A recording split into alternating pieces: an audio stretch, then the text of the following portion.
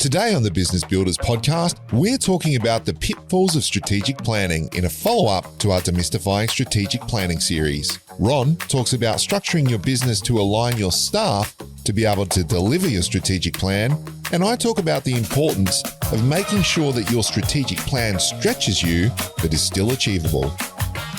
Well, welcome to the Business Builders podcast. We are your hosts. I am Brenton Gowland. And I'm Ron Tomlin. And Ron, we've just finished a series on demystifying strategic planning. And so in a week's time, in our next episode, obviously these run fortnightly, we're going to interview a CEO from a company who is very good at putting strategy into practice. So we're going to talk with that person about how they've gone about it, what were the pitfalls, what were the things to look out for, and how he's actually implemented change. And in our discussion, that kind of brought us to the fact of maybe we should just talk about pitfalls before that person comes in for their interview next week, so that we can kind of bridge the gap between the actual strategic planning and the implementation part, yes? Yeah, absolutely. And going back to our original format of talking about our tips and tricks. Yeah, right back to episode 1. That's 19 episodes ago today, isn't it? Yeah, fantastic, isn't it? So next episode is our 20th episode. We're starting to get into milestone territory and we're still running fortnightly. And what's been happening for you, Brendan? Well, we've had a month packed with public holidays here in Australia, which is always interesting to navigate when you're running your own business, because I've had to rearrange when I work this month to fit in with the holidays. Yeah, it's funny. People who are employees love April because of all the public holidays. Employers hate April for the very same reason. It just disrupts everything. It absolutely does. And then you're paying for all these holidays and you're not necessarily having projects get out the door on time because you've got hold-ups, and it's public holidays are problems for employers generally. Yeah, for business in general. But, it's different perspectives from different people. So exactly. Employees love it, and that has some value, doesn't it? Yeah, keeps them fresh, I suppose. Cool. So that's our format for today. We're going to look at the pitfalls of demystifying strategic planning. But before we get into it, we've got our sponsors to talk about.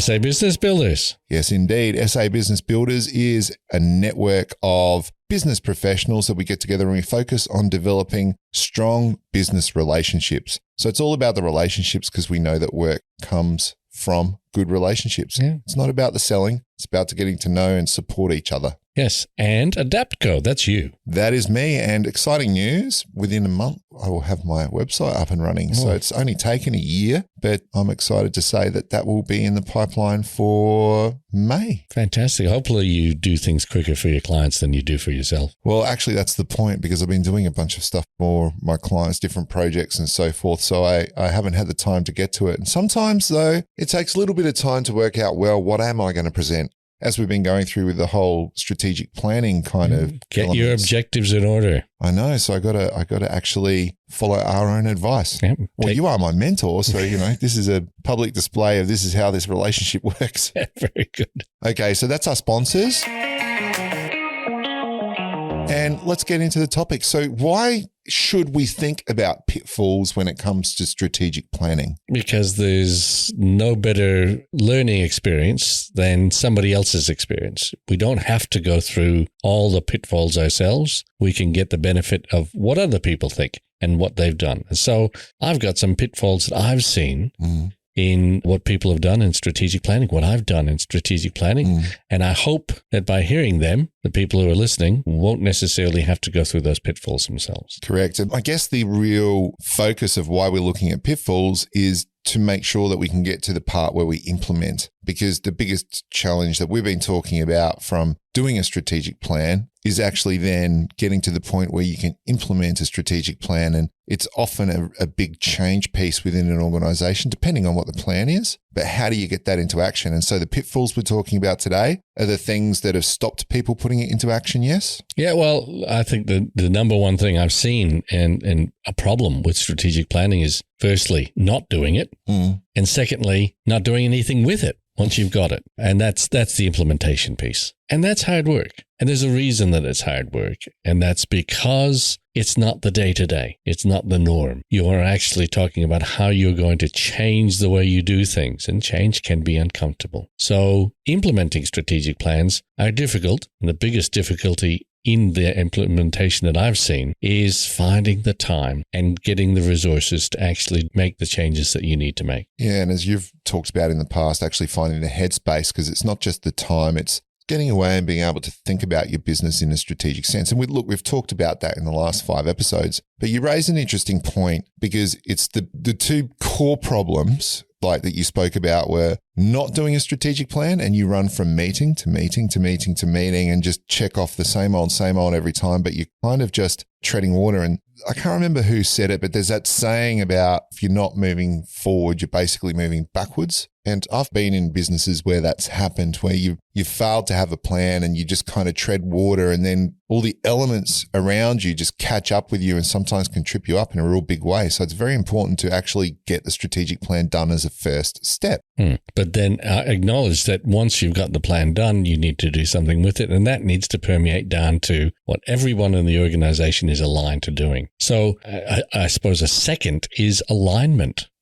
Not having people aligned to the plan. And that gets right down to what people are doing. So we're talking something like 30 years ago, the McKinsey organization had the 7S structure. And the first S was strategy. The second S was structure. And they're talking about structure of the organization. And what they used to emphasize over and over again is that you can't have a structure to an organization until you've developed the strategy for moving forward.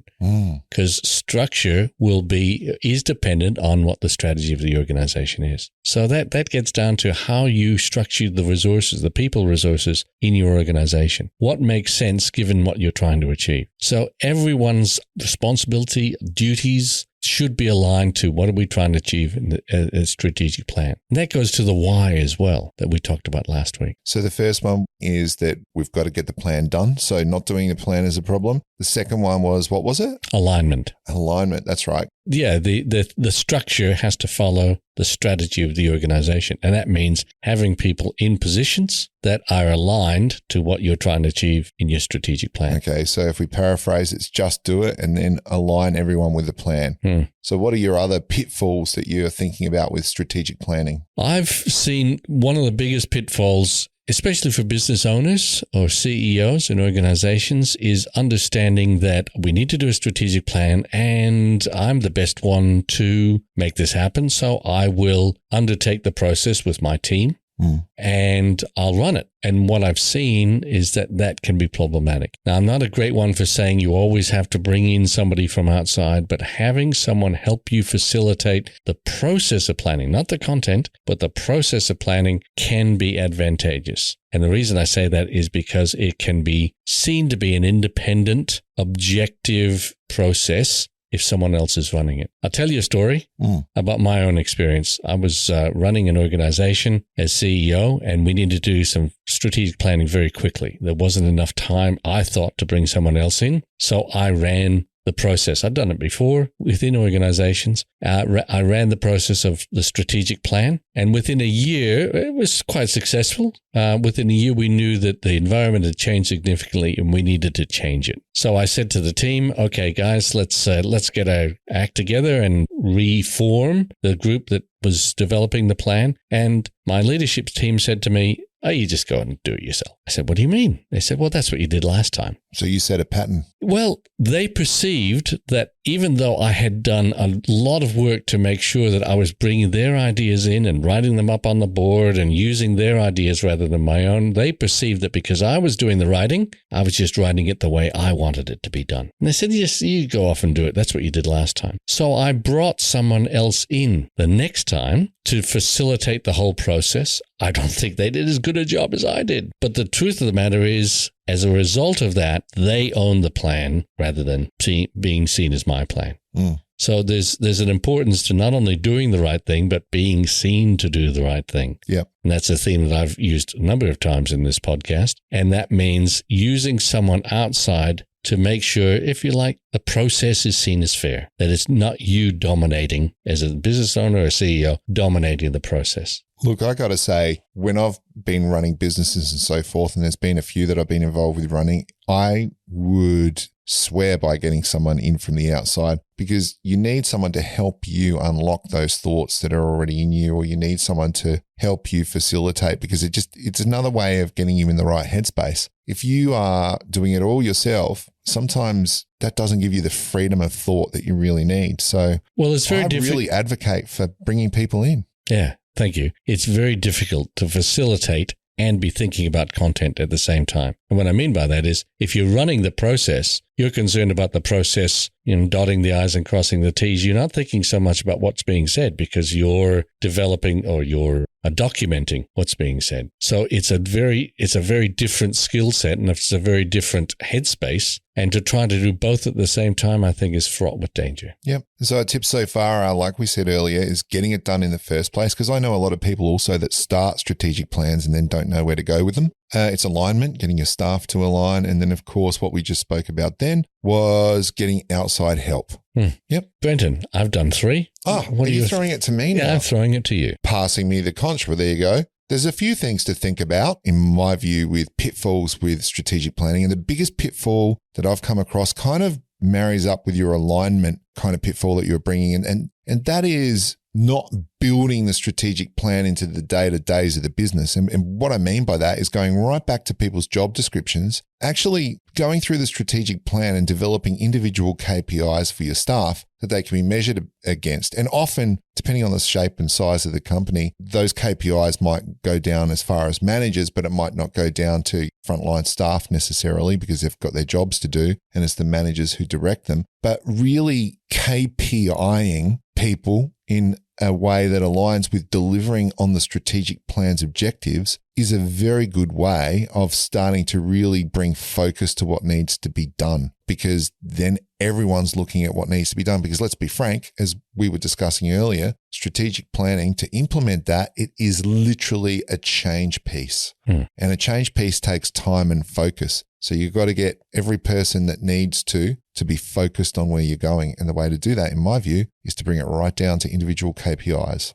And another way of putting that is, and I've seen the problems with not doing this, is making everyone in some way accountable for achieving the plan. Yep. And that's what KPIs are all about. Giving some measure to the accountability that everyone has a part to play. And that is where the hard work comes. So when you've done the plan, and as we spoke about through our Demystifying Strategic Planning series, the plan in a sense can be the fun bit, even though it's work, because you're dreaming and you're strategizing and you're coming up with what needs to be done. And there's a saying, an idea is cheap. Actually putting it into practice is hard work. And so this is almost like putting those ideas into practice. This is where the rubber meets the road.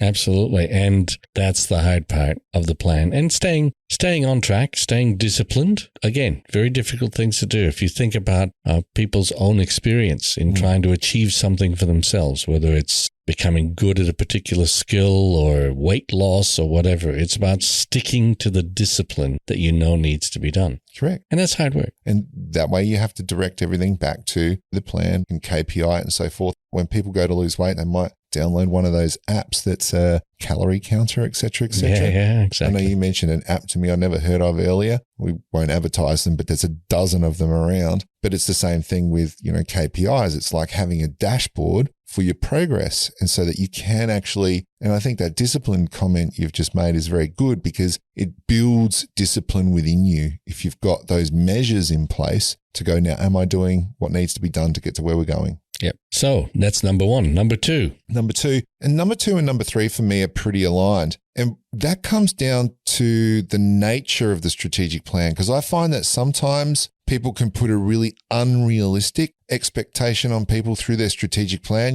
Let's say we're turning over $5 million and we want to go to $10 million in 1 year, right? Or within, 3 might be a bit more realistic, but let's say it's 1 year that they want to. Yeah, they want to double. Yeah. And sometimes there can be that ambition there, but it's too unrealistic for staff. People, if you're going to do a change piece, you've got to see that you can get to where you're going. And if it's a $10 million growth plan, instead of it being a year, maybe it's 5 years, maybe it's 3 years, depends on the business. Maybe 10 million is achievable. But what I'm saying is, if you put unachievable expectations on people, it makes them not just lose focus, but it makes them lose their passion because they just know it can't be done just intrinsically on the inside. How many times have you heard from people that let's say they're in sales and they got to achieve a certain figure and they know it's impossible and they just lose their steam, start looking for other jobs. So developing an unrealistic plan is a massive pitfall. There's got to, and that's why sometimes getting that external person in to help you is so damn important because you need to have a measuring rod and go, hang on a minute, is that actually going to be able to happen? And I think that I'm going to sneak another one in here. What I've seen in organizations is that they don't involve enough or the right sort of people into the development of the plan so that you get unrealistic expectations happening because they're involved in the plan. There's all sorts of enthusiasm, and then all of a sudden you realize it can't happen. Involving more people or people who have a realistic expectation of what can be achieved in the organization is so important to making sure the plan that you develop is one that people can actually implement. Yeah, 100%. And my other pitfall is having a plan that's not stretching enough. If you have a plan that's like, well, basically can be continuing business as usual, well, why would anyone give it any attention? But I come back to the comment I made at the start of this podcast is if you're treading water, you're not moving forward. So sometimes plans can just be not really giving people the motivation they need to really take the business forward. And I think that's a big pitfall in today's world because everything's changing so quickly. We need to really think about where we're going and we need to really put some pressure on ourselves, I think, to make sure that we are stretching people just enough. I can see it's achievable, but maybe let's go one step a little bit further and put it just out of reach so we have to stretch. Stretch, yes. And I think the days of a 2% increment, just take last year's plan and put 2% on it. That's enough. Those days are going, as you say, because the environment is changing so rapidly. The world around us is changing so rapidly. We have to adapt. The strategic plan, for some people, their definition of it is how an organization is adapting to the environmental changes around it. If there's significant change happening around you, you have to change significantly as well. So under those circumstances, just having the old add 5% or add 2% just doesn't wash anymore. Agreed. And I'm sure if you've been around a while, you've seen whole industries almost disappear or change tact completely. I mean, I hate saying this, but look at the taxi industry and they were relaxing and snoozing on their own merits and so forth because they just controlled everything. And then another player comes along and shakes everything up and they got to start thinking, they got to start moving on their feet. But because there's been no forethought, you've lost all this time and all this space and it's very damaging. So in the same way in our businesses, now that the Uber and the taxi industry thing that I've just kind of talked about there is an example that might be a bit extreme, but there are many other examples of just needing to be on your toes. And if you snooze, you lose. And industries or organizations that are not aware of the problems that their customers are experiencing. I mean, let's be fair, Uber wouldn't exist if the taxi industry was doing what everyone wanted. And we were satisfied with the taxi industry. Absolutely. I mean, we were satisfied with comparing taxi companies to taxi companies, but the whole product or the whole service that was being offered was substandard compared to what technology is allowing us to do now. It used to be perfectly normal to get in a taxi that smelt of cigarette smoke and sweat and think that was normal and I'm going to pay them a premium fee to go from A to B. Now, the good old days, eh? Yeah. Now you're able to rate them on how clean was the service, how effective was it, how nice were they? And it keeps people on their toes. And that's back to what we were talking about with pitfalls. It's like having a KPI on things. People can measure us. People can manage us. So what are we doing in our own businesses? We need to be really creating plans that stretch us and just not letting life just trickle along. And that's the whole idea of strategic planning, is to look at what are we going to change to make the future state different from the state we're in at the moment. Yeah. And today, the pitfalls we're talking about are really all about finding a way to implement and removing the blockers that stop us from implementing a strategic plan successfully. Because again, let's face it, today's episode is the conduit between us interviewing someone who's done it and the series. But to get it done, we need to have put in place structures, as you were saying earlier, within our business and within our thinking to really make sure that it happens. Implementation is massively important. And keeping it front of mind. on a continual basis. I'll sneak another one in there. I've seen it often happen. You review the strategic plan, or you develop a strategic plan. 3 years later, say, it's about time to do that again, because the plan was only for 3 years. And that's the first time you've looked at it in 3 years. It's a massive problem. It should be something that's on the agenda on a regular basis. At least monthly. At least I would argue almost daily. In some fashion. In some fashion associated with those KPIs and moving forward. Yeah. And again, the hard work is breaking it down into chunks that are achievable by different people within your business and different departments within your business. But you know that. You, our listeners, are incredibly smart. You're listening to us going, that's what we do. And if it's not, then get some outside help to help you. And I would always suggest a mentor is a great thing. The whole basis of this podcast is Ron is my mentor. Yes. And gives me a lot of advice, usually in the form of questions, I've found. I don't give advice. I just ask questions. Yeah. Ask questions that keep me on my toes. So in the same way, if you're out there and you're having struggles getting things done, then find someone like a Ron or whoever it is, a business mentor or a coach or whatever, to get into your business, to get alongside you and just to help you make sure that what you've created as a strategy gets put into place. Cool. So that's 6 tips and a couple of extra ones as well, how to avoid problems associated with strategic planning. Excellent. Okay, Ron. Well, we will see you next week when we interview our guest, who is still keeping mum on who that is. Yeah, we'll keep that under wraps until next week when we talk to him on the Business Builders podcast. Number 20. Number 20, yeah. Getting a guest in for number 20. Well, you have a great fortnight if you're out there and listening, and we will see you in a couple of weeks. So it's bye from me. And bye from me. Ciao.